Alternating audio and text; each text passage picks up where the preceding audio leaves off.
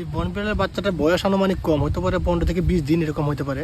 আমি ওই যে কৃষি জমিতে কুশাসা করতেছি, হঠাৎ দেখি ওর মা ওই যে ওরে মুখে করে নিয়ে দৌড় দিছে। তো আমাদের দেখে ভয়ে ফালাইয়া তুই দৌড় দিছে। আসসালামু আলাইকুম দর্শক, এটা হচ্ছে হবিগঞ্জ জেলা চুনারঘাট উপজেলা ধনুশ্রী গ্রামে ইতিমধ্যে একটি বনবিড়াল পাওয়া গেছে কৃষি জমিতে আমাদের ফয়সল ভাইয়ের।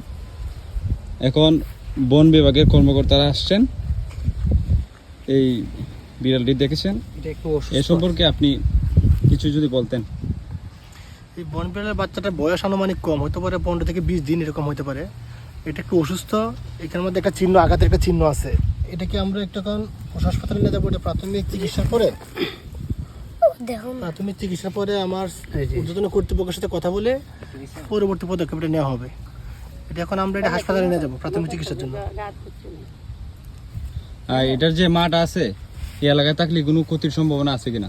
না, আমরা আগে দেখি, এটা আগে হাসপাতালে প্রাথমিকভাবে চিকিৎসা নেই এটা, কারণ না নিলে সমস্যা। এটা যেহেতু একটা বন বিড়াল, এখানে এটার মা এখানে আশেপাশে আছে। আমি আমার স্যারদের সাথে কথা বলবো, ঊর্ধ্বতন কর্তৃপক্ষের সাথে কথা বলে পরবর্তী পদক্ষেপটা নেওয়া হবে।